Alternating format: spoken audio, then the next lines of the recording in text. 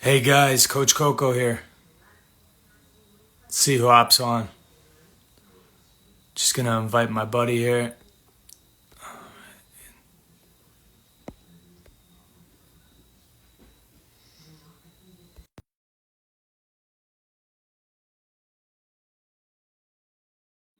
There he is. How we doing this evening? What up? What up? Can you hear me? Give me a thumbs up if you can hear me.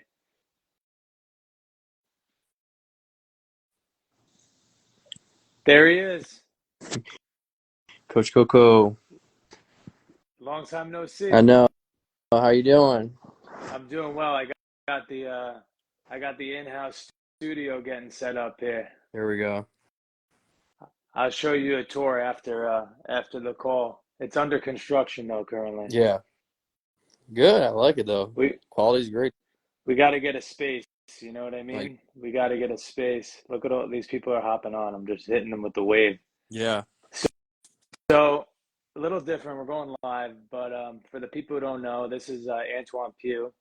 He's a special guest. We're very excited to have him on the Mental Monday because we were having a call the other night and a lot of great things came up, right? So, Antwon, just like introduce yourself for some of the people who are listening and kind of what's your Mental Monday thoughts tonight? Yeah, yeah. I would say, yeah, we want to keep it on the wrestling related, right? It's just, we're talking about like just a story about being the underdog that, especially with the wrestling culture now, it's like you have, top athletes, top guys in the weight classes, and you see a lot of trends now where I feel like coaches and even wrestlers, they idolize the guys that are on top, but they don't want to beat the guys that are on top, right? And coaches don't know how to go about how to beat those top performers, right?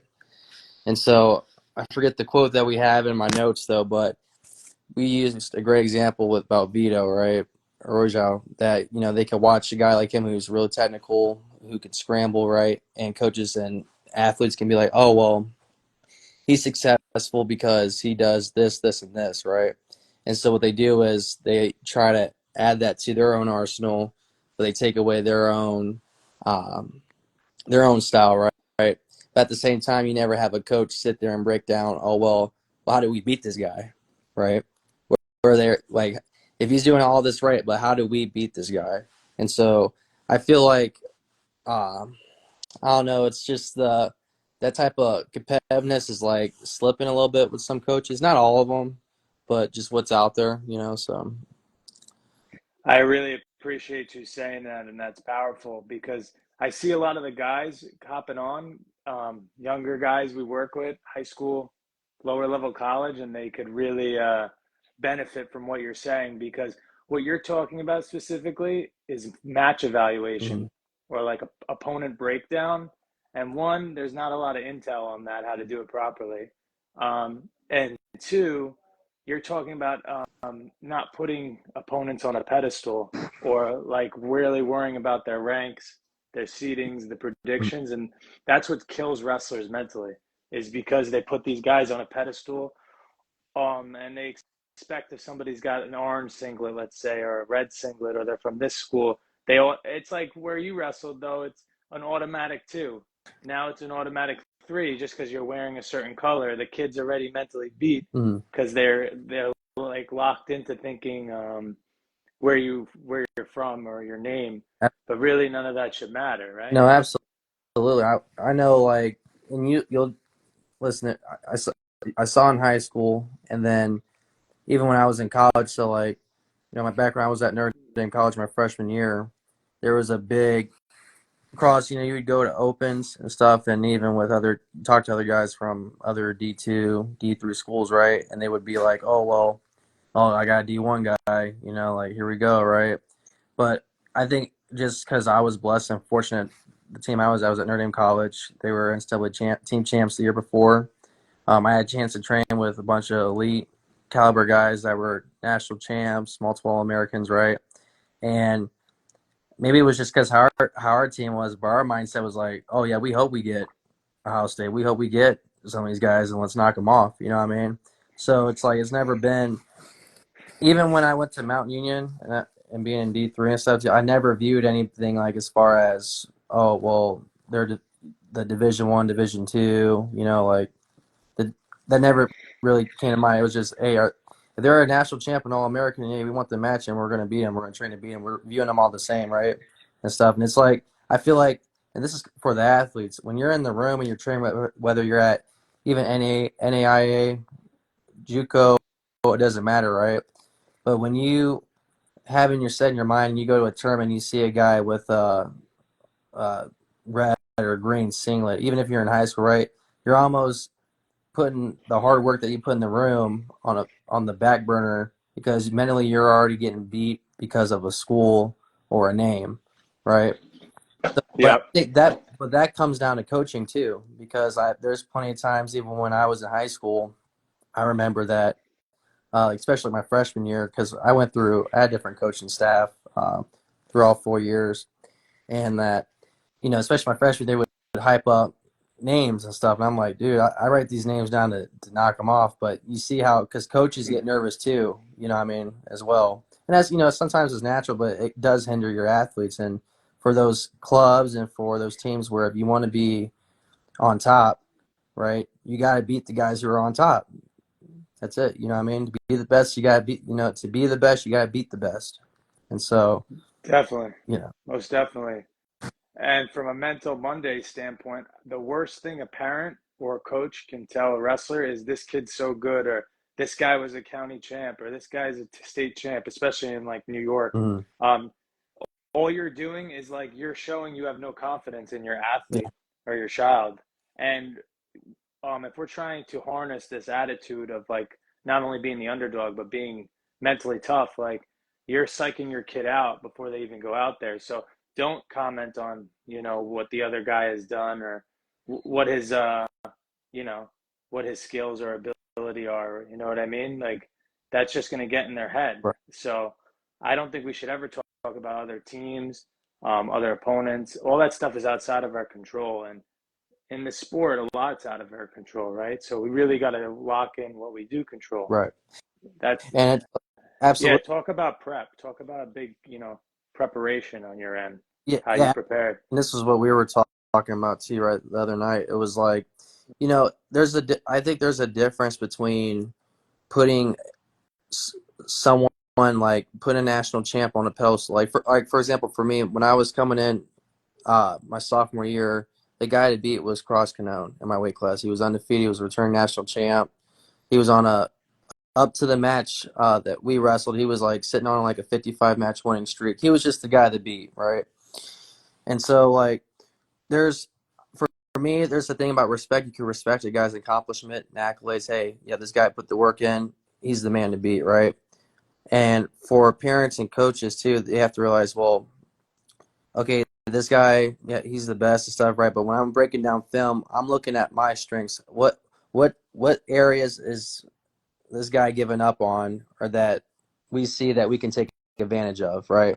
So back to example, if we were watching a Vito, right? Uh, can you hear me?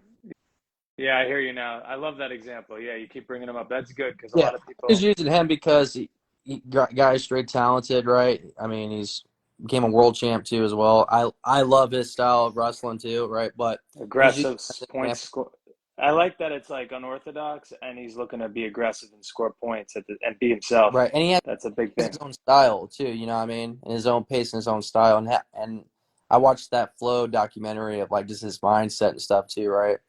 And it's like it is an underdog story, but how he is now, right? Once you hit that pinnacle, it's like even though he even last year he lost to the guy from Lehigh, that freshman, right? Hmm. Which to him too, because that's a guy coming straight in. That should be a testament for all these guys that you could come straight in and knock off the best of the best, right?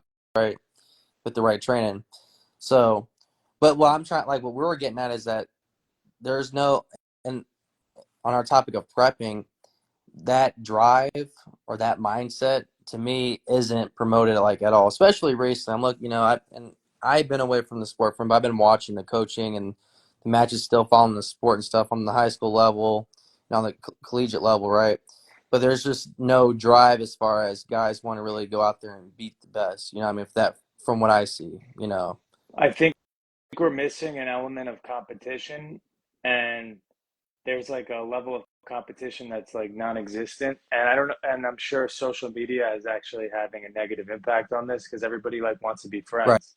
You see it in like a lot of competitive domains, professional sports, music, everybody's buddy Right. buddy.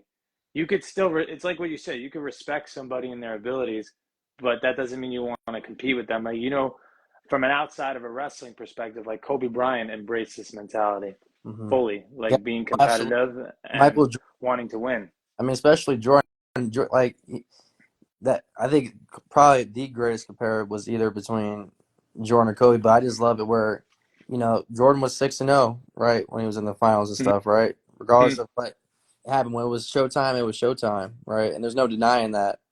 But he was also, you know, that's a great analogy. But Jordan was dominant on both sides of the court. True. He was defensive player of the year, right? He led the league in scoring, and both of his time that he led, he was defensive player of the year, led the league in scoring, was MVP, Finals MVP, and won a title. He just cleaned the table. You know what I mean? So that, I guess what I'm trying to get at is that when you're prepped, right, from the coach's perspective and from an athlete's perspective, right, it should be one trying to beat everyone, including the top guy. You know what I mean? Like, you respect him and stuff, but you prepare for everything. But going in saying, "Hey, I'm the man too." You know what I mean? So walk us through real quick, Antwon, because I have you here. Walk us through your match prep. Um, Obviously, you have some background in mental skills training. It is Mental Monday. It'd be different if. What were you telling yourself? How were you getting prepared? What were you doing to get in the zone, locked in, dialed in, as the kids say now? Like, it's Yeah. still the zone. If you're talking sports psychology, you're still, you know what I mean? Yeah. It's still the zone. So, what were you saying to yourself? How was your warm up? Were there things you avoided? Was there things that you did that you needed to do necessarily? Yeah. Like, I would say, um, like let's say we had a tournament leading up. It was a Saturday, right? And I'm at the end of my week. So if it's a Monday, I'm having my weight under control, right? Uh, I'm watching film, so I'm the type of guy, like, I like to see if I know certain teams are going to be there, right? I'm like, okay, look to see who's in my weight class, right? Just to see, get an idea, right? Not to be shell shocked, but get an idea of what I have to prepare for as far as the different looks, right? So, for example, we had the Messiah tournament, the big Big tournament, one. that was right, and so I knew that a team that was really tough up there was Muhlenberg. Okay, and I know Messiah, that a tough guy. He was a leg rider. I think he led then Steb either.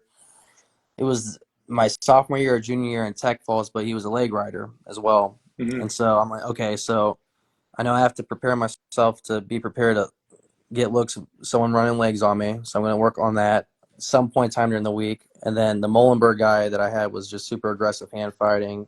Was really hard to get out of position, right? Kept good position and stuff too. So I knew that I had to work on like my pace. I had to make sure everything was clean as far as takedowns, right? But leading up to like for me, like, but when time Friday got here, I should be feeling like I'm ready to compete that day as far as like my technique and everything, right? On Friday. Yeah, by Friday. So once Friday got there, I could be like, hey, if it's tournament time, I'm ready to go. Actually, I'm a full 100 mentally, knowing that I know what to do, what I have to do, and that. So I don't mean, I like that you're walking us through the week. So let me get this. Let me reaffirm. So Champ Twan, Ray McDonald, the Lord. Yeah, I like it. Lord is King, definitely. So, are you doing install? Meaning, are you installing new technique on Monday? And how are you balancing individualizing for these opponents and working the team? Because Yeah, so like I would say for yeah, how I would you would. suggest a higher level wrestler to go about that? Because what you're talking about is awesome, Mhm. and it's something that we don't do. Meaning, when I say we, like coaches, we tend to lean towards like generalized practice, Yeah, you know, and and we need to individualize for an Antwon, for a higher level guy, and who right. they're going to wrestle. So, how did you balance that as an athlete? So like I think one of the things is like if you're a coach and you have, I would say this, if you're a coach and you know you have maybe at least one elite guy and stuff, and you know he has problems with certain things, right? I would say you would probably make that at some point in time a theme in the practice. You want to do that earlier in the week, so that way you're not focusing on like trying to. You can show like technique that Monday, as far as how to get out of legs. We'll just use Yeah, legs as that's a good one. if you know our top guy in the room is struggling with legs. More than likely, other guys are going to struggle with legs as well, right? So what you're going to do is Monday, you're going to drill and stuff, but you're going to focus on getting out of legs. As you're progressing, you're going to do more drilling simulations of maybe, just drilling at a certain pace, maybe the wrestler's pace of getting out of legs, right? But as it progresses on during the week, usually by the middle of the week, you should be doing looks. Like I would say, Live simulation yeah, situations. live situations, right? And then you start tapering back down to where it's just a pace drill, like a flow Right. drill, you know. Um, for multiple opponents, I would say first yourself, right? So it's like if you have to, and it's one of those you have to be honest with yourself. Okay, I know my weaknesses. I may not. The coaches know your weaknesses, right? So you have to be like, okay, well, if a certain team's here and this is what they usually do, is this something an area where I struggle in, right? And that's when I want to lock that in. I can add that in the practice. So, for example, if it's legs and you struggle hand fighting and guys that are super defensive, right? I'm going to work on Monday. It's going to be a little bit slower, but I'm working on my technique and now legs, and then working on proper setups that Monday. And as the week progresses on, right, you're going to Hmm. pick up Tuesday, you're going to pick up the drilling a little bit. Same looks, pick up the drilling, right? Inclining. So you're Yeah. And so by the time Wednesday gets here, you're doing, situationals. Thursday, you could be still doing situationals. You want to start tapering off. And Friday, it's just a flow and you feel good, right? But the structure of the practice, I would say, and how we did it when we were at Mountain Union, even when I was at Wartburg too, and we would work on the technique at like the first half of the practice, though, and stuff, half. and then first half. And then as the week progresses on, that's when you would want to. So when you were working on technique, so did your coaches have a drill sequence, like calling out things, like hit your number one favorite takedown, high single, high crouch to double, high crouch, that type of style Yeah, of and drilling? yeah, and so like it Were was, they going through the yeah, list, the buffet? yeah, and like so it was kind of different though. So like Notre Dame, they did it different where it was structured. They wanted hand fighting, everyone hitting singles and doubles, right, and stuff. It was very structured for like unison as far as everyone did the same thing. And Block drill, yeah. when we were at Mount, it was more like they would be called out, but it would be your setup. It would be you would have three different setups, You but decided, the yeah, you athlete, the decide. individual. Yep, you decide on your setups. I like that. And I'm trying to think, when I was at Wartburg, um, it was more similar to like how Mount was, where they would call out singles, but it would just be your setups and what's comfortable for More you. So, but that was individualized. always like we would do that before we would get into the technique, so that would Mm. be added into the warm up. Yeah, so as the different programs were more individualized, the higher level programs, obviously, Wartburg being one of them, like they catered more to the individual athlete, their style, and trusted that they would go with their own setup that was appropriate. They Yeah. trusted, they had faith, they had trust in the athlete. I think that's a huge part. But what I wanted to ask you, how would you individualize? And something that I agree with, that a lot of coaches don't agree with, is that you have to teach to the top 10% of your program. It's like a trickle down effect. So like if you're constantly trying to put out fires, say you're coaching 20, 30, 40 kids, you got to teach to the top, because like you said with leg riding defense earlier, Mm-hmm. they're all going to absorb it. Even kids who don't learn as fast, they're going to get bits and pieces of that. So it's like a class, right? You talk about being a teacher, being a class, you'll slow down if you have to Right. constantly keep going back to like the lower tier stuff. You can Right. always review, is my thought. My thing is you can always review, right? Right. How do you feel And it's like about that? for That's my like I philosophy. was You know, I agree because no, I agree because here's the thing too. Like when you have dynasties, right? Like we won a team title when I was at Warburg, right? But Mhm. especially like for the dynasties like Wartburg, Oxford, even when I was at Notre Dame, the ones like Penn State, right, and stuff. Yeah, they look at the coaching, but they look at the room. But you would say the strength is also in the guys that aren't the starters, right? Because they'd be like, yeah, you have guys that aren't starters, but they're not they're knocking off All-Americans and they can beat national champs, But that's because coaches Depth. coaches can't be afraid to like correct their top guys. They still have to, I mean, those top guys have to be first. Like, I would say this: it's a cult. First, it's culture. You have to be teachable because you can be a national champ, right, 1 year and then get knocked off the next year too, right? Instead, you have the guys that can be on top and fall off because they're just not, just be on a high horse. So you have to be teachable even when you're winning, even when you're the top guy and stuff. You still have to be Remain teachable. You humble. can remain humble, right? Right? Because Remain hungry. and remain hungry.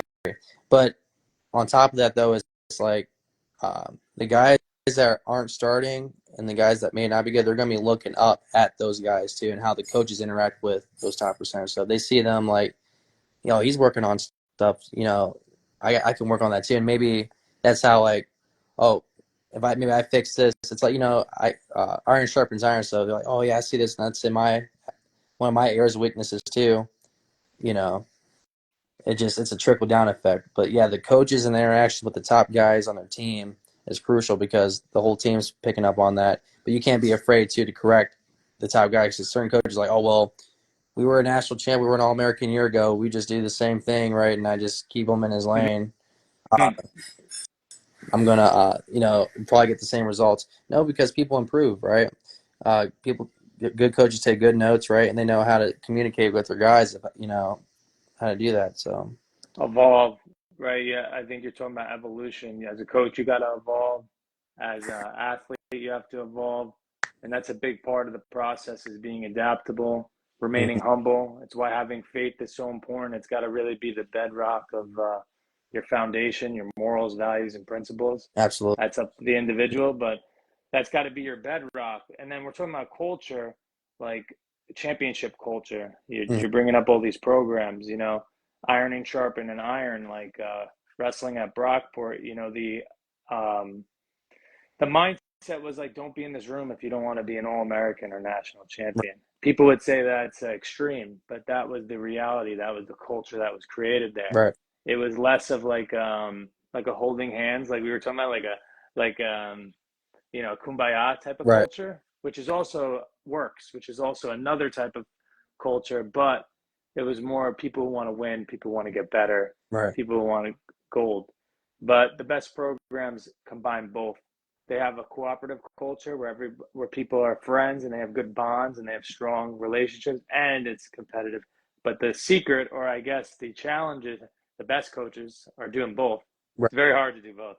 And it's hard to do, and Yeah, it's hard to do both. But I think that comes with you have to ask yourself as a coach is what's your goals and what do you want, right? And stuff too. If it's win a national vision. title, right? When you recruit and stuff like where people get things confusing at, and for me, because I wasn't a state champ when What do you come. wish you knew with the recruiting process, perhaps? Because we're coming up on a half hour. I'm trying to, anyone who's watching this, you got the best guest in the house, Antoine, here to give you guys the straight facts. Oh yeah, for So sure. No, okay, so like especially like recruiting now because it's different. Like it's way different. it's way different even when I was in there now because they have the RTC and stuff, and you have like I see Hmm. like you got Marcus Blaze. He's out of Ohio too. He's a Perrysburg guy. You know Hmm. what I mean, doing his thing and stuff, right? But like I would still advise for coaches too is when you're recruiting, you don't have to recruit a state champ. Hmm. Right? Usually, like for me, I wasn't a state champ. I was a three-time placer. I was top five every year. Tough weight classes though. Wrestle Oh, against best, absolutely. but like you don't have to recruit a state champ and think, oh well, like is usually you want to look for the guys that are hungry, which are usually the ones that fall short, right? And Yep. are still willing to learn. right? You can still have a state guy that's a state qualifier, but if he's working hard and stuff too, it's really easy to get them to jump to the next level collegiately. You know what I mean? So, I um, always said the same thing. It's crazy that you say that. I completely agree. You actually want to look for somebody, especially at the Division 3 level, because that's where right, most of my experience is. Maybe a kid who's like a state finalist or a county finalist, because they fell short, so they still have that chip on their shoulder. Or right, maybe a guy who is more successful, who's more of a D1 prospect.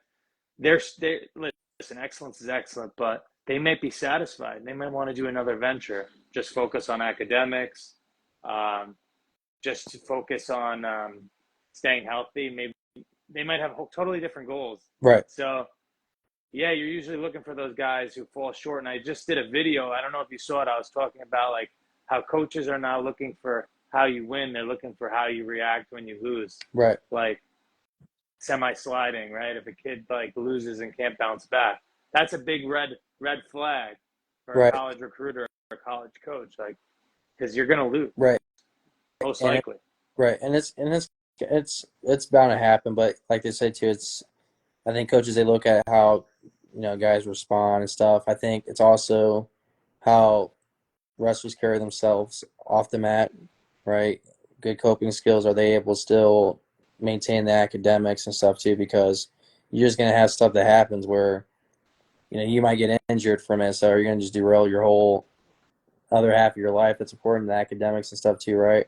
And I think the best athletes can do both for sure. You know, what I mean, the guys that you look at, they're like national champs, right, and stuff. Like myself, I was a two-time academic All-American. Always kept a 3.5 and stuff. Got a master's and stuff too. But like, it's they're able to balance that because they're aware of what you know. What I mean, like what matters and what's important. I guess to say, but also that's something that you want to push as a culture and coaching, right? So like programs like, hey, we want the top of the top. We want you to do your best, and we want academic All Americans, right? We want national champs. We want that, and you have to set that as a standard. Because if you don't, I feel like if you don't do that right away when you're in recruitment, um, you're just setting a bar low for them already, right? You can say, hey, we want this as our goal and stuff too, and we believe we can get you there. You know what I mean?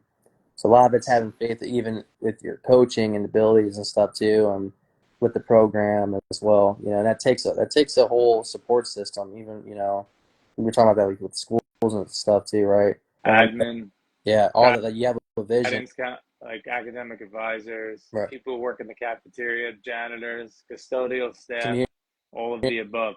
people in the community and stuff too. Stuff like it does. City, town, Yeah, state, I mean, geography. I seen it too, like from where I was at Mount Union and stuff. I seen it there, and then when I went out to Wartburg, Yeah, uh, Ohio to Iowa, yeah, which are yeah, both big wrestling areas. yeah, But what would you big say time. the biggest difference was? Yeah, and so that's it. All of that matters. All of that's important. It may not, you may not be able to get a Measure it. measure it right and get that, but as long as you can have a bar set for that, then I think it'll really work and stuff too. And you'll get the right guys. You'll know who to get and get the right guys. Don't get me wrong too. Like not everyone's going to be a national champ. I hate to say it.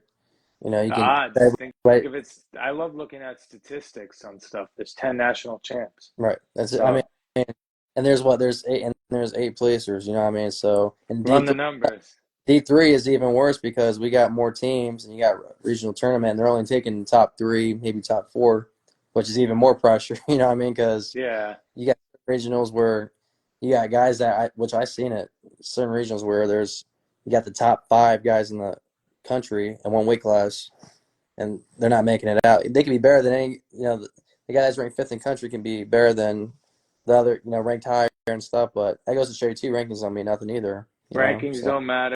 Seedings don't matter. You got to wrestle the person in front of you. You got to wrestle the man in front of you. What do you think about after a match or a post-match reflection? I'm just like moving through the cycle. We mhm. could keep talking because there's a lot. The college thing is its own monster, is its own. But for Antwon or for you giving advice to a new wrestler or a younger wrestler, or maybe an experienced guy who's transitioning, because there's a lot of those. We got guys who are like college freshmen, high school senior, college sophomore, or an adult wrestler.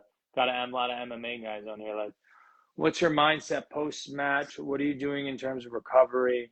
What type of mental checklist are you going through after a match, let's say, good or bad Yeah, yeah, I would performance? say like after a match, if depending on how you're feeling, if you're sore and stuff too, right? Like I would say like right after a match, you want to do a cool down, right? So I push usually, that a lot. yeah, I learned about that. So as I progress, I think I learned after my freshman year of college that cool downs after matches really do matter and they help you a lot. So like even if it was a quick match, I got like, hey, maybe it didn't last that long.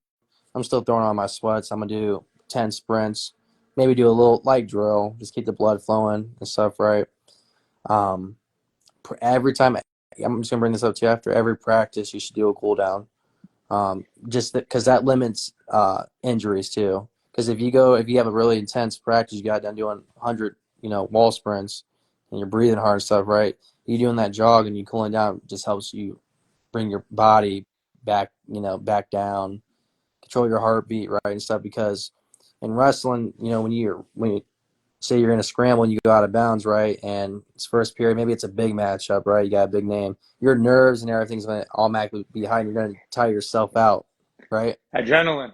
The adrenaline Yeah. dump. There's an That, adrenaline dump too. that's another thing I talk to these guys about a lot, Antoine, Yeah, is adrenaline dump and navigating that. But you're right. yeah. So you're saying you gotta come You down got to from that. come down, and uh, it's crazy. Like for example, my coaches when we were watching film. Okay, so I do watch film after a match, even if I win, no matter if it's a pin or whatnot. I'm still going to look at what I did wrong if there's Mm-hmm. anything I did wrong, but then what can I do better? Because there's always something you can do better. A match can be 20, 10 seconds, right? But maybe it was a really bad setup or something, Mm-hmm. which that would be myself too. Like I would be that hard on myself. I don't care if I won. I want to make sure that everything I did was perfect, steps were good and everything. If it wasn't, then I would mark that down, right? Mm-hmm. But for a new guy or a guy that's transitioned, that's experienced, right, is that you definitely want to watch your film, okay? And when you watch your film, like I would have some snacks with me, and I would treat it like Movie I'm watching. night. Yeah, I mean, I'm not gonna be like, like oh, I did this wrong. No, like I'm gonna watch it. I'm like, well, okay. And I think we talked about this first. When you go to watch film, is you watch it all the way through. You don't stop at all. You watch it all the way through. Then you rewatch it again, and then you stop and you take notes of which areas you think that you see are wrong. Your coaches should point out what areas where they think you see wrong or that's deficient, right? You write them down, okay, and then when you go in the practice room, and it could be when you're going live, it could be when you're just flow drilling, right? But your coaches should be picking up on, oh yeah, like make sure you set up here, make sure you're not hanging in your ties, right? Make sure you're not ear to ear, okay? Like little stuff like that. So um, that's what I would do.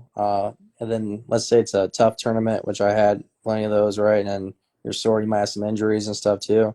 I would always say make sure that you treat your injuries right away. Don't, if you know you have a sore elbow or a sore knee, don't just wait till Monday when you get in the room, be like, oh, I can tough it out. No, especially when you get older, and when you're done competing, things do linger. But the key is to make sure that you get the right treatment right away. Make sure you go to if you're at the school and they have it, that you're just doing everything right. Because some schools do have, if you're lucky enough, like when I was at Mount Union, I was able to go down straight to the nurses and do some stem treatment, right? Do a hot bath or something, right? Do some like use those available resources if you have them too. So Yeah, definitely. So just to recap, so definitely when it comes to film analysis, you'll watch it whether the match is 10 seconds or 10 minutes long with 10 yeah, overtimes. It's exaggerated. You watch it all the way through. Then you timestamp it, meaning you stop it at certain points, 3 minutes and 13 seconds. This happened. You hmm take notes. And then the other last thing is that you're telling these guys take advantage of your resources and utilize the athletic training staff. Get the treatment done. Don't wait. You're right. And because from like a physiological standpoint, if you wait 48 hours, like you said, if the tournament's on Saturday and you're treating it on Monday, like you just missed a recovery window. right, And now that you're going to have swelling, you're going to have different things. So there's a lot you can do after an injury, and we can't get into all that, Yeah. but you're absolutely correct. Like there's a lot that can go on.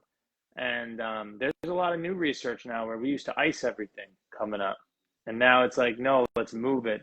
There's a lot more like blood flow movement.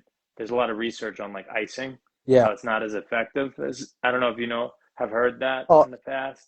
uh, for me, like I said, I'm old school too. So like because I had a bad problem in college rolling my ankles and stuff. Yeah, yeah. Probably because I was bow legged. I'll say that too. But what I would do is like they would always say you would want to ice right away. Mhm. I always use heat for all my Oh, treatment. I don't care. yeah, Always, I use all heat and get that blood flowing. Then I would that's if good. I rolled an ankle, which it happened twice. It was funny. It was both years was actually like right before national duels. Oh, So I wow. entered national duels both with messed up It's ankles. And okay to people say never now. You could release that information all these Yeah, years later. so especially my sophomore year, it was horrible because I was actually like I had to get crutches to Oh, walk out wow. of practice. Yeah, that's It was rough. like sprints at the end of the practice, rolling. It was like horrible. I'm like, geez. But what I did was, I think I was able to heal real quick too. Was I would use the heat, treat it, elevate it. They call it. I think ice is what it's Right. called, right? So, Yeah, yeah. Rest, ice. Yeah, um, that for sure. but I would add the heat segment to it, and then I would right away start working out that area, so it wouldn't be stiff, right? So if you ice and everything, but you're not moving it around at all, you're gonna be like really stiff. You don't have to do a full blown workout, but just enough where I'm like, okay, That's to rehab it. And that's where the research is indicating it's shifting towards what you're saying, essentially, to Yeah, not get into the weeds because people, yeah, it's really good that you intuitively knew. This is another thing that I've been talking a lot about lately is like our over reliance on like science, perhaps, or these leaders or authorities where like you need to make your own critical thinking analysis. You need to be able to think for yourself. You need to figure out your own body. You need to be able to listen to your body and you need to know what's best for you. absolutely. And that's also an unpopular opinion. You need Right. to trust your gut. Like there's a reason why we have instinct, animal instincts, Yeah. No, gut instinct. I would say this. This is another big one that I was just thinking about too. And actually, I didn't realize this was a problem up till I would say sophomore year of college because it was pointed out to me watching film, right? Mm-hmm. So, you have a lot of guys before, if you're at a tournament or even a duel, that will start warming up. Uh, like if I wrestled 157 pounds my sophomore year, right? So I, for a minute, I had a bad problem of constantly starting to warm up and bounce and everything, Yeah, right? pacing. Like Pacing, right? Let me tell you something. I forget who it was when I was at Mount. I'm not sure if it might have been Coach Ray. I'm not sure. But someone pointed out to me that I did like almost over 1,000 paces before, a mile right? minimum. And A lot of right, steps. and it's crazy how much you're someone pretty much they did the math where I already wrestled a whole match before I even got out there, unknowingly. Because you don't know because you're the adrenaline, right? The nerves, you That's want to a move. good coach's Yeah, eye. That's and really good that you're bringing this up because a lot of guys, I have to tell them to not do that. I'm like, lay down, yeah, breathe, rest. Like, you're not wrestling for six weights. right, You don't need and to get up right, and they don't early. like, and I'm telling you, like, it was the biggest game changer because when I All-American my second year in 2020, it was the my semis match to go, to punch your ticket pretty much, and it was the fun. I'll never forget. It was the funniest story because like everybody knew like who I was and stuff, right? And um, some people thought there was something wrong because I sat there right on the. I had my headphones on, I had my bag on. I didn't take my sweats off until I stepped on the mat Hmm. and jump. I wasn't pacing or You anything. didn't do any of that high. Stretched a little bit and I was on the ground and I sat there, took some deep breaths, and I didn't have my straps up until I walked on the mat until they called me on that, and I ended up like pinning at 36. But the coaches from I think they were from John Carroll. It was funny. They were looking at me and they're like, they're thinking they already had me beat or if I was like hurt or something. I was like, no, I was just sitting there relaxing, and went out there like pinning at like 30 seconds, But I felt great. I was like not tired, not fatigued. And another good example of that, my buddy, that was my drill partner, David Hollingsworth. He was a national champ like 5-time All-American out in at Warburg. We were wrestling Loris Loris at Loris, and College, yeah. They're in Iowa yeah, too, right? yeah, and they're tough, man. They're tough too, especially during that time. But I was telling Dave the same thing because Dave was having that same problem of doing a lot of pain. I'm like, dude, just sit and relax. He's like, I'm like, just listen to me, dude. Just sit and relax. And he went out there and just did his thing. He was like, dude, you were right. I felt so good. So yeah, that makes a huge difference. So I would tell guys like, hey, you shouldn't be if you want to pace and warm up. You want to wait if you're 141. You should start pacing when it's like when you're on deck. You know what I mean? Really is when you want to start warming up. Definitely. I tell a lot of guys that too, because I observe it from the outside. As a coach, I see that they're warming up too early. And I see that a lot, Antoine. They're warming up too early where say we'll use 157, so 49, 41, 33. You Mm-hmm. should just get up at 33. And from each match, you should slowly progress. You should Right. even keep your gear on. You should keep your sweats on. It should be a progressive taking off the clothing. It's Right. not all at once. It's not this big rush. It's one thing at a Right. time. And then so you shouldn't really even be thinking about your match until your foot is on the line and you're shaking hands. And Right. if you are, it's like you got to be focused on what you said earlier, what you're confident in, what your go-to moves are, and positive self-talk. Right. Basically, all the things you can control. Going back to what we were talking about earlier, you can't be thinking about who the ref is. Oh, this guy doesn't know what he's doing. This team, the coach in the corner, my girlfriend's in the crowd, my dad's here, Right. etc. Yeah. All that stuff you gotta like tunnel vision and just lock in to your warm up. Your warm up is one of the things we have control over, and it's like the most important thing I think in terms of mental Monday to lock in Right. consistently the same. But let me ask you, so do you feel like you performed better when you we'll call it under warmed up, Mm-hmm. just for the listener, or when you were overly hyped up? I would say, What worked best for you? yeah, it was.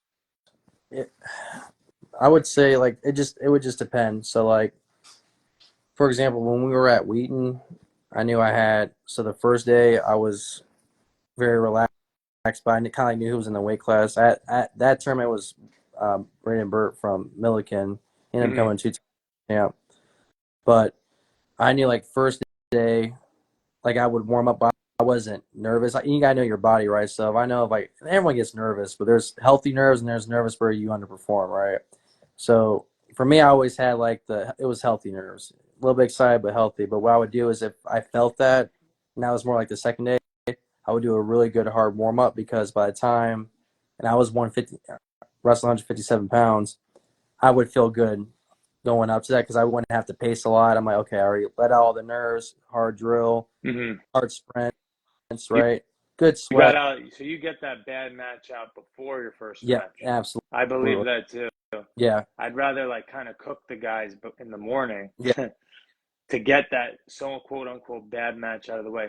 With some wrestlers, you might even have to put them through a live match right. before the act, especially in high school. I've noticed Yeah, as but I would say it's different because different so that's one thing. levels. My Yeah. coach. So when I was with Coach Malave, and that was my thing. Like my sophomore year, he usually had it where guys would he would put us through like a live go almost like a live Mm-hmm. drill.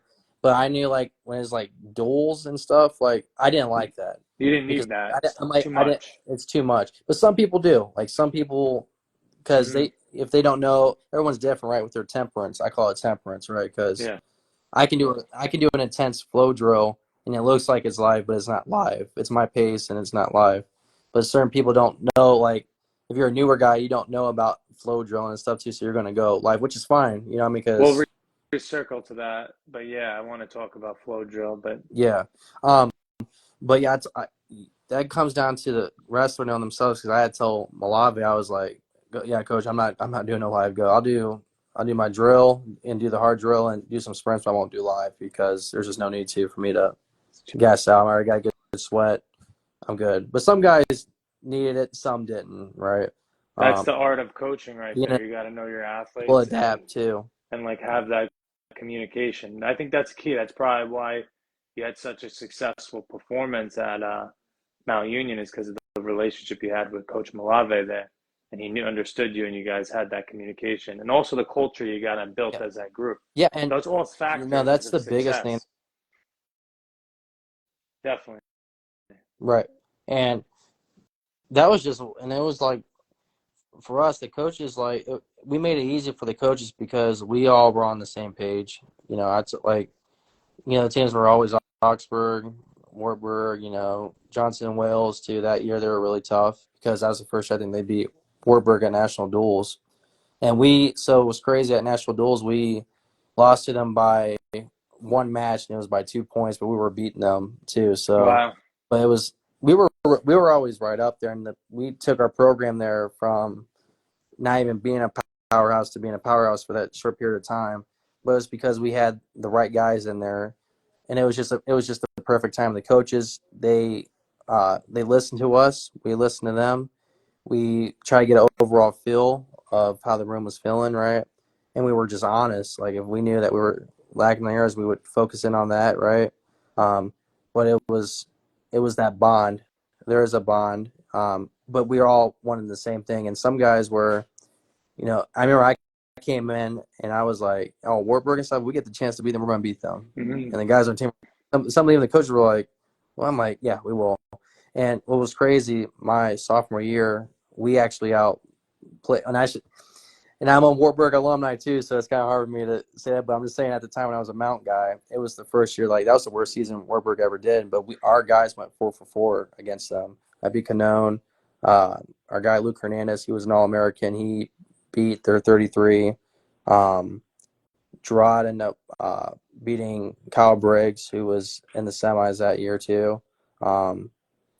And then I think Jordan ended up beating somebody. So we went 4 and 4, and actually we were in second place in the country going into the finals. I think we finished out fourth that year, but So it's safe to say you've been around, you've competed against ultra competitive programs, you've been a part of ultra competitive yep. programs. You know what it takes to win. You know what you're, obviously anybody can look up your accolades, but also it's just important that your experience. So you went from these different schools when you were transitioning Mm-hmm. from Mount to Wartburg. So you graduated from Wartburg, right? Yeah, And you could tell kind of like real real quick what you've been quick. up to. Yeah, That type. yeah. So like what happened was I got my master's from Wartburg, and I had another year eligibility, which I could have had another year on top of that, but because of the COVID thing, I was able to come back and compete like actually at the regional tournament that year. Um, but it was weird, but it was really weird for me because like I was transferring, not really transferring. I was starting like a new chapter there, It was and a then graduate program, it was right? a So it was a yep, graduate program. So you had to get accepted into their graduate school. So you finished yep, undergrad yep. at I finished my undergrad at Mount Union, but I was already doing applying and doing my grad school work like right before I graduated from Mount at Wartburg because how they had it set up, it was actually their first. They just opened that program, so my class for the master's program was the first class ever to come out of Warburg too. So it was all right. yeah, yeah. So, but it was crazy. What was weird about it was like the guys from Wartburg and the Coach Keller and stuff. Like I already knew all those guys, and everyone already knew me, and they already Legends. yeah. And so the presence was already there, but I'm not sure if it was just because I took a year. Yeah, it was Was 2020. it? I took 2 Yeah. years off because I took a whole year off, and I came back in 2022. And everyone was looking at me like, telling me like I'm a legend and stuff, and they're thinking I'm coaching and stuff. And it was weird because I'm like coaching these guys while I'm trying to practice and stuff too, which was it was just a really and Different dynamic. yeah, I didn't know how to. I was like, I don't know how I feel old, I'm like, but at the same time, it's like, but the Wartburg and the teams out in Iowa and Coach Keller, shout out to Coach Keller, and even Cross Canone too, because that was his idea of me wanting to go out there and try They and my welcomed you. They yeah. accepted you. They Yeah, wanted you to make that transfer and make that move. yeah, and it was really nice. We had even at the banquet they had me have like a little speech and stuff too, and but it was cool to be a part of because I was able to win a team title, and that's always what I wanted to do because that's one thing I haven't had a taste yet. You know what I mean? And so we were able to do that, and I was able to end my chapter on a good note with that. So, So and then from a too. competitive standpoint, you're satisfied athletically and competitively. You were ready to move on to that point, to the next chapter as a wrestler. I'm sorry, you broke up a little bit. Can you say again? I was going to say at that point, once you finished out your career with the team title, you felt ready to move Yeah, on as a competitor, at least from an individual standpoint. yeah, I would say Yeah, for it was. sure. Like I was at peace with everything. So I'm like at this point, like I've done like besides like trying to make the Olympics, which I was almost on the radar too. I wanted to try to make the Puerto Rico Olympic team because Wartburg opened up their own RTC, Mm, but like I said, COVID stuff was still going on, so I couldn't even. I had to stop my career at that point. So what I ended up doing was I could have stayed at Wartburg and help join the coaching staff with that, which is what they really wanted me to do. I feel like I had to go back home, hmm and so right. I coached at Copley, which was my alumni. It was like part of me just giving back, and Mm, they were super excited and they had a little solid team. But my first year coaching, we had 2 state champs and like 5 state placers, of and course, they yeah, had you on staff. Come on. it was crazy because it was the craziest thing. So, but on the coaching side of it, there was a guy on our team. He ended up he committed to Virginia, Mm, uh, UVA. He was a state champ, but the guy he was losing to, he never beat. It was like he was 0-3 against this guy. He was also a leg rider, but the coaches weren't working with this guy getting out of legs. mm, They felt like he was so good on his feet and could take him down and turn to keep the match on the feet that he would win. But what was happening, he was losing, and so nobody wasn't pointing that out. But I think it was because no one didn't really know how to get out of legs and score out of legs and stuff too. And so, yeah, I was able to work with him and stuff, and he wrestled the guy in the district final and the state finals and beat him both times. And so he was able to avenge him and stuff because he was able to stop legs.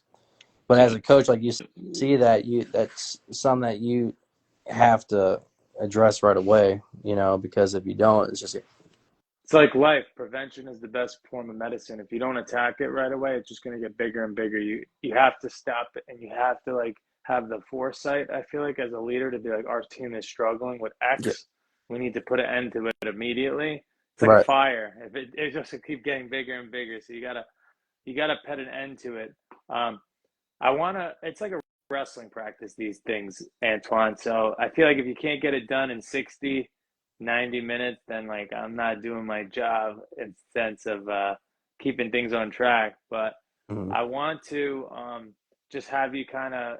We could go. We're gonna definitely do this again. I'm gonna keep doing these Monday series, Mm-hmm. and I want to kind of get these experiences and these things off the chest because it's important for the younger guys to hear your perspective. I had a few former college wrestlers jump on, alumni and current, and I think it's good for them to hear this from your perspective. Well, Absolutely. as these kids, let's kind of like wind down. So it's October. October's around the corner.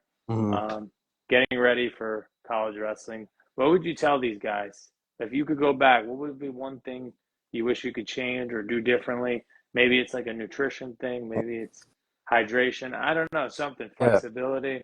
I would One. say, yeah, it was, Yeah. man. Like for me, honestly, with that, I wouldn't change anything because I think it was just good. But I would say the highlight, my favorite season was going in my sophomore year. Mhm. Like I had a point to prove, and I had a chip on my shoulder, and I was like, I saw my wrestler Makai Lewis. He ended up winning worlds, and I was scrapping with him. I almost beat him. And this dude ended up becoming a world champ. Like a couple months later, and became a national champ in D1. So I was like, all right, I know where I'm at, and I need to embrace that. You know what I mean?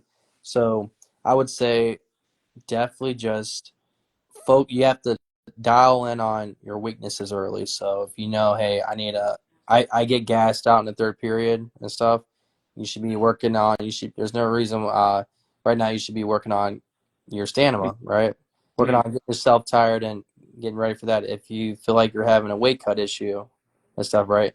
Now is definitely the right time to start getting at your weight at a manageable weight where it's not interfering and stuff with your practicing, right? Mhm. Um, Also, So if it's a nutrition issue, right now, you should be talking to your coaches, contact the resources, right? Getting those meal preps, getting those ready to go now. So that way when you're in season, you're not trying to, do everything in the last minute. But also I think the most important thing too is, especially right now, it's October, getting preseason and stuff too, right? Is that the team has the team camaraderie, right? Right now, everyone should be coming together, even though if they can, right? As much as you can doing group workouts and start establishing that base and foundation of what the goals are that you want as a team. And when you do that and you set that tone early, it just helps. It just the rest of the season. So That's awesome. Thank you for sharing that. I appreciate it. That's key. Getting on top of the weight management, yeah, attacking your weaknesses, staying on top of your weight management, talking to nutritionists, getting the meal prep ready. Basically, it's all like an underlying thing to set the foundation now. And yeah. yeah, you're right. The team, the culture of the team's got to start coming together for some of these open runs, open workouts. But now yeah, And I would say too, even like on the coach side, so like especially excuse me, especially like rankings, because everyone's gonna look at the rankings. Oh, who's throw them won, out. right? Well, I would say this too. If like you'll usually, I'm trying to think when we would get the schedules would have been like beginning November. Like you would get an idea, and so like on the coaching side, especially if it's your top guys on the team, they should be leading. The leaders should be starting to stand out, especially preseason, and start leading the team, right? Mm-hmm. And if it's the rankings come out and hey, you look on the schedule, hey, we got East Coast, hey, Johnson and Wells in a couple weeks will be at this tournament. Well, that's an opportunity for us, right? I always viewed it as the rankings were like you heard me last time. I think we talked about this all the time. Rankings for me were a hit list. I'm like, oh, okay, Johnson Wells might be here. Okay, my guy. Let's see what they got. Oh, okay, he's ranked 6th, 5th. Okay, that'll be a good match. That's a good win. Yeah, You know, you're we're not we're you're not running. you're not running from challenges, you're running towards them. That's again circling back from the beginning of call. You feel like that's missing now, the underdog mentality, because a Oh, lot of people let their nerves get the best of them and they're not getting excited. Nerves is normal, nerves is okay, but you should want to compete. You should wake up on match day like it's Christmas, like a little bit of nerves, excited to see your parents. right. Like, but Absolutely. you want this new gift. That's a big thing we talk about when I get on calls or work with clients one to one, is turning the nerves into excitement, Right. changing our perspective on it, like exactly what you're describing, because Right. that could ruin a guy. Yeah, and it's like sometimes it's on coaching though too, because I know I've seen it too. I see it from both sides of it, even in college, where you have Mm-hmm. guys where we got the number one guy in the country. Oh, we're not going to take that match if it's a duel. Oh, we'll said no. I would say especially if it's early in the season too, you take those matches. You take the match against the tough guys, the guys where you're like, okay, because what's the worst thing you can do? Okay, you lose, but guess what? Especially if it's early in the season, Mm-hmm. you got a great look. You got good film, right? Especially if your guy's going balls on the wall, right? And is doing his thing, because really the tournament that matters most is the regional tournament, because you're oh, and I don't care if you're a return national champ. I don't care if you're most tech falls, most dominant, what the rankings are, right? Everyone is 0-0, and I'm trying to tell you, there's crazy stories, especially in D3. I know you probably heard some too, but I know guys that were return champs and went 0-2 at the regional tournament. They're like, what just happened? Right? Guys that were Plenty. undefeated, guys that were number one in country. I've seen it As an go. athlete and a coach, Yeah, it's when I open my eyes. I think more in high school, the kids are beat before they go out there, because there's also a bigger still skill discrepancy. The best guys in high school are way better than the average or mid level. mm, But when you go to D3, for example, because we're talking about Wartburg, we're talking about Mount, Rockport, Hunter, you're going to see guys who are the second seed lose to the 15th seed. yeah. Like crazy. You're It's gonna a, see crazy and because people go crazy, and it's it's like like, and that's why fireworks go off in the regionals oh, tournaments, Northeast the original region, tournament. Mideast region. Because we were in that as a coach, I was in the Northeast region. As a competitor, we were in the Mideast. But it changes all the time. Um, and I was in college when they first changed it. It used to be conferences. Then they changed it to the regional format. This Yeah, is like going 14, 15 years ago now. right. Because It's I been think with the conferences, they would only take the champs, right? One guy. number one. That's crazy. Yes, and No it's wild crazy. cards. No wild cards are great, and they started implementing them more in the high school level in New Yeah, York. It just gives more representation around the state, for those guys who maybe just came up short a point or right. two, but they still can do some damage at the state level. You know what I'm saying? And but You and I, yeah, it's go ahead. crazy because like especially like I'm not sure how it is now as far as like the overall competition. Like it was a big thing with D3 and D1, and everyone was talking about the matchups. Like 2019, like all the champs that were from and all the guys that were all Americans because you had at that time they had like the open RTC fence, and we had RD like us D3 guys. We were walking through D1 guys. You know what I mean? And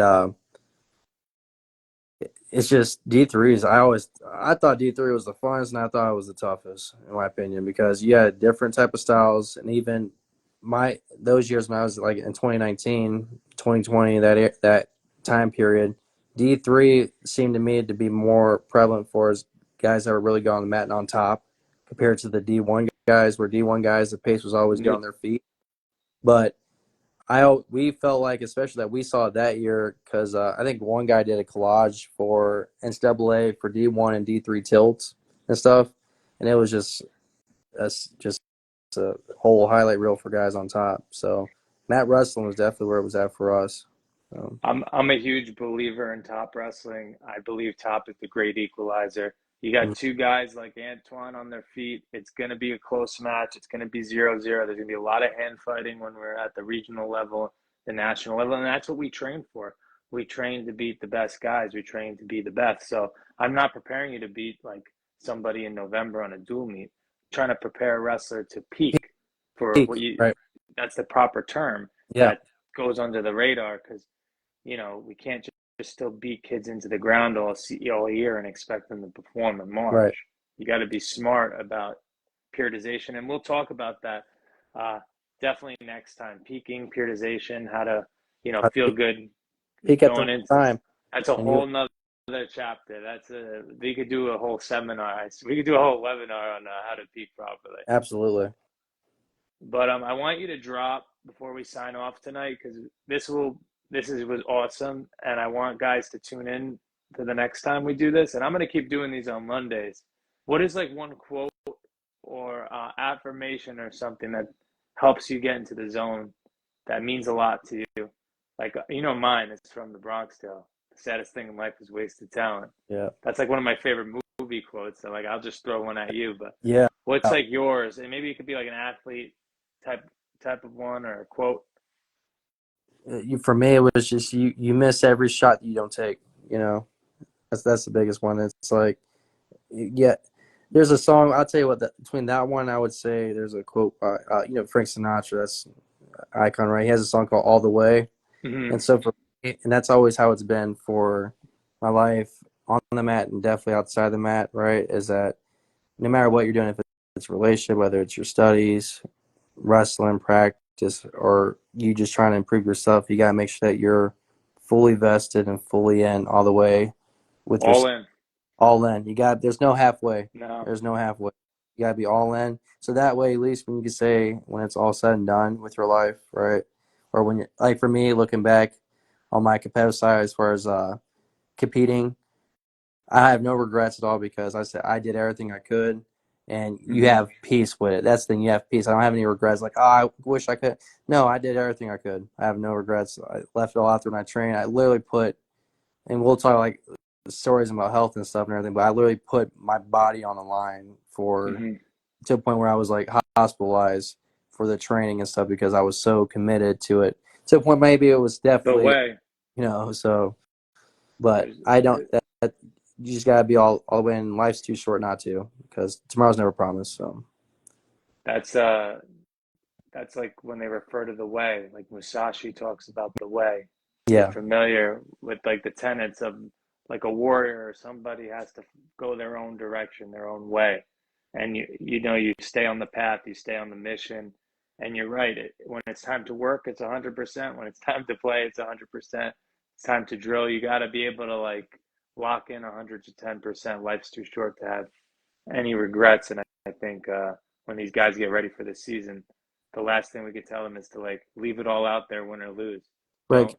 At least you could say this is that you did your best. Yeah, you can't have any regrets, like Antwon said, and you got to take risks, right? Great risk comes great reward.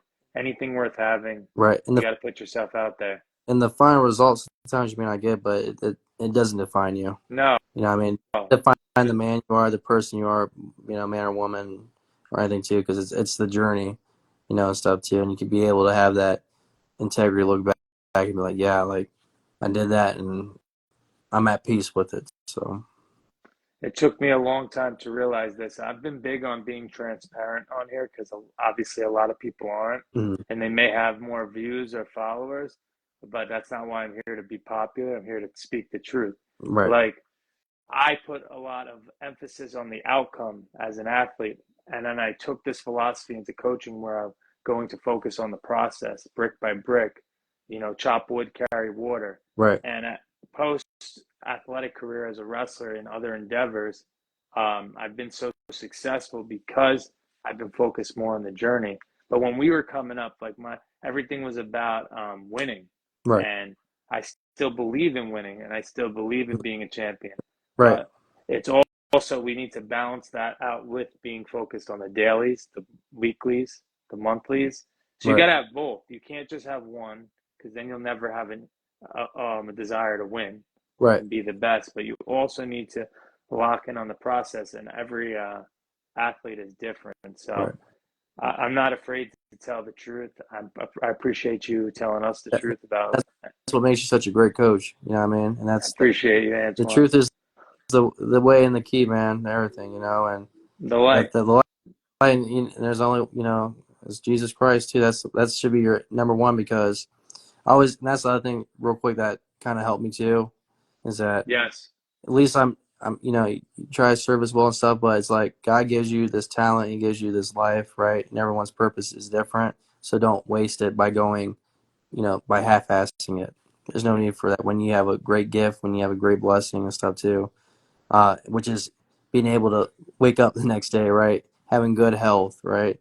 Having a good, and that helps change your attitude, makes you more appreciative, have that humility with Hmm. everything you do on and off the mat. And that's the biggest thing is having that humility. So We set it up the other night on the phone call. That's the foundation. That's the bedrock. Really, it's gratitude, but also being grateful for God, grateful for your blessings. Because there's a lot of people that would want to trade places with somebody who right, has this gift.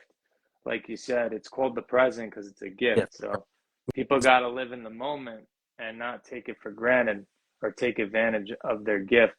But next time we come on, I want to talk. I'm going to lead this into talking about something. It's going to be like fear of failure, fear of success. I did a little like Instagram post about it. It's like if you check it out. But people will do things to sabotage their success, and maybe a lot of the time, something for us to think about is maybe they're not aligned faith-wise or morally or their values. right, I think all that plays a part because people will do anything to relieve the pressure, whether that be like drugs, alcohol, not training properly, because then right, now they have a built-in excuse, right? right. Very complex, more of a complex topic, but definitely something you've seen at three program, and I've seen as an athlete and coach kids who have all the talent in the world, but they throw it away, and it's a psychological thing, really. It's a Right. mindset thing. Yeah, and even now, like, so I'm a state trooper now, and I'm in Mm-hmm. law enforcement. So I'm in the serving business with being a state trooper, and some of the people that we see and the arrests I've made already, and the people that throw it is self sabotage for some of it though, and it's because some people can't deal with. I think what it is at the heart of it is people can't deal with certain truths about themselves and what it is, but you shouldn't have to be trapped in your own convictions, right, and stuff too, and that's a lot of it starts with looking in the mirror. You have to show yourself some grace because the world's already tough too, right? I mean, they look at it, whatever's hot. They don't, and it's we're not supposed to live of the world, you know what I mean? But especially now with social media and everything, people they rob themselves by comparing themselves to other people's successes to their lifestyles, right? And it just completely ruins them. It goes into states of depression and whatnot. but you have to have, show yourself some grace too, and realize that, you're you. No one will never be you, but you know what I mean? So that's a blessing. That is like the best blessing, you can have. I think that's a great point. I think that's a great place to sign off because everyone is one of one. And if there's anything they got, it's that embrace being an individual, develop your own style on the mat, and Yep. trust your gut, trust it, have faith. Right. Absolutely. All right, Antwon. I'm glad we got a chance to catch up. We'll definitely do this again. Let's talk outside of here. And anything else you want to say? Any parting? No, I would just say, for everyone that's getting ready though, for high school, youth guys, college guys, right? Just, it's a new season, so we don't live in the past, right? You gotta get ready for the future, and today's the day. So you guys, carpe diem, right? Seize the day. So Let's rock. Everybody's got a fresh coat of paint. there you Zero go. and zero. 0-0. Let's let's do it. Hopefully we'll get you on in a couple weeks. We'll get you to come back on for Yep. a Monday, even if you got to jump on for 30 No, and absolutely. with your schedule, but we'll definitely work it out. Absolutely. You guys should check out Antwon's page. He's the real deal. Look him up, fact check him. Yeah. We're going to definitely have to do this again. And thank you for coming on. I No, thank appreciate you. you. Yep, thank you, Coach, and many more for sure. Blessings on blessings, my friend. Absolutely. Have a great Yep. night. We appreciate you. Coach Coco's out. Definitely. Thank you. Take care, Yeah, you, brother. Talk to you soon. talk to you Bye. soon.